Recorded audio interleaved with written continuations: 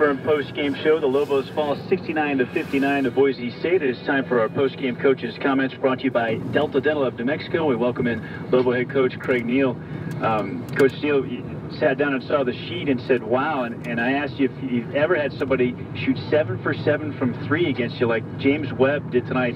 No, we just didn't. Yeah. We didn't do a very good job. You know, we didn't change up enough. We went against everything we've been doing, and that's my fault. We didn't change up zones enough. We didn't give them different kinds. If you let a team like them get in their rhythm, they're hard to stop. And they got in their rhythm. We couldn't stop March early in the second half. He got going, and then they hit timely threes. Even though we didn't do a very good job defensively, with 2:30 to go in the game, I think it's 55-55, and they score 14 and we score 4. And, you know, you can't be up 55-55, a chance to take the lead, miss 2 free throws and go out empty, and you don't take the lead. And then it's, you know, Katie bar the door because we couldn't stop them. And, you know, that's on me. I probably should have changed it up a little bit more. We should have gave them some different looks because a team like that gets in an offensive rhythm, they're hard to stop.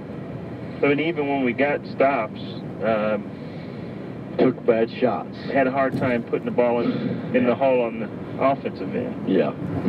We just got to learn, you know, what's a good shot, what's a bad shot. And that's been going on for 18 games now, and I don't think some of them can figure it out. And, you know, we had probably, I think, our best offensive team in with JJ and Jordan, but then, again, they're our worst defensive team.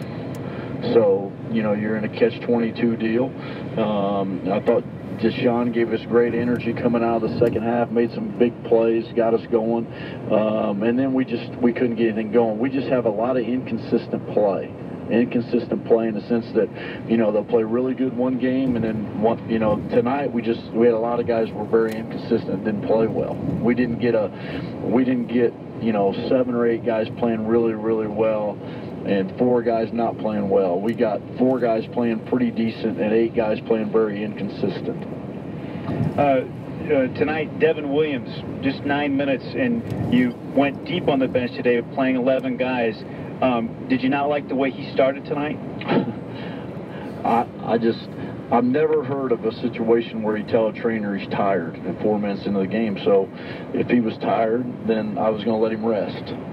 And there's one thing I'm not going to stop from my program. I'm not going to give in. I'm going to do what we do, and I'm going to do it the right way. And if guys aren't going to buy in, then they won't play. And for somebody to tell my trainer he's tired and come out with the energy that we came out with to start the game, the problem we had, guys, is we start out 8-2 on a great run, then we sub and they go on a 5-0, 7-0 run, and the guys that are coming in the game don't understand. They don't have 5-6 minutes to get warmed up. You have to come in knowing what we're doing, locked into what we're doing defensively, locked into what we're trying to do offensively, and if you don't do that, then you just let people back in the game. We had several occasions in the first half where we could have pushed it out 8-10 points, and we just didn't do it. We made bad plays, and then we'd let them come down and lose a guy, and then, you know, we had a couple situations where we just weren't in our right defenses. So, you know, that's just one of those deals. Off the bench, Goodman comes in, he gives you 10 points. It's just like Webb is a matchup nightmare on the outside. He's a matchup nightmare. He's a really matchup nightmare. And I thought I saw you try to get the ball into him and, right. and you try to get some of their guys in foul trouble. Yeah, the problem is there, and I know everybody's going to say that I pick on him, which I don't pick on him. He's been hurt half the year, but he had 10 points, but he probably gave up 14. And you can't have I give you 10 and give up 14, or you can't give me 10 and give up 16, or you can't give me 10 and split. It's got to be, you know, you got to play both sides of the ball, and that's what we've always done. I thought our defense was very suspect, very lackadaisical, very not mentally in tune and locked in, which I told them it was going to have to be because they're an excellent offensive team. They can shoot the ball, and when you play teams that shoot the ball, they're hard to guard. And when you can score it like they can, they're hard. Marks is so versatile. I saw him posting up more than I can remember. He does things in the intermediate range, but he was able to get down on the block today, too. Yeah, he just played really well. He's played as good as anybody in the conference, and he can score it, and he got a rhythm going, and then he did a nice job and was able to get to the line. They obviously, if you look at made field goals, the difference is just the three-point line. I asked Hunter about this in our post-game earlier, and I wanted to ask you, 14 three-point attempts, is that number is not bad? You just want the quality of shot to be better? Yeah, number's not bad, but you can't have guys go 0 for 4, 1 for 3, 1 for 5, 0 for. Yeah. You can't have 7 guys shoot it and 3 guys make it. You can't. If it comes to that, then it's going to be, all right, we're not shooting three-pointers. And some guys are going to be not going to be allowed. But, I mean, you know, you want guys to play with freedom. But, I mean, we're just not shooting the ball very well. And they've got to figure that out. You got to understand that. You know, Nick Duncan goes 2 for 9. I thought we did a good job on him. You'd think he would go 7 for 10 or 7 for 12. But, you know, Webb, we did some bad things tonight and gave him – he got good looks and he made them. You got to give guys credit when they make them. When they make 11 threes, you know, that's the difference of the game. You know, they go 14 for 19 from the line. We go 7 for 13. We shoot 53% from the foul line. If we continue to do that, it's like Hunter said. You know, Hunter said it all year. He's always asked me about it. We got to shoot free throws better, and we do. But, I mean, you can't shoot them for them, and you can't practice them enough, and we just have to make free throws when they count. I thought that first 4-minute segment, really the first 10 minutes or so for Obata Jet tonight, that's one of the best segments that he's had. He looked and that's what I said in the press conference. They asked me, but we threw the ball in there.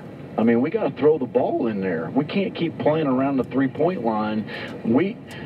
I'll tell you, the biggest lost art in the game today is post passing. Guys can't throw it to the post. And we got some guys that can't throw it in there. They can't see it. I mean, we can break down film after film after film and do drill after drill after drill. And if they can do it in practice and can't take it to the game, I mean, I don't know what more we can do, but they got to throw it in there. And Obach was able to do some things when we threw it in there. Then we just stopped throwing it in there. Yeah, you have success when you have those taller, like Joe Firstinger, when he's can throw above the defense, the high-low, or Edwards on the wing who can throw above the defense. We made a nice high-low to Obach, and he can't get it to the rim. I mean, we got to continue to work on that, but that's one of those things we got to keep working on.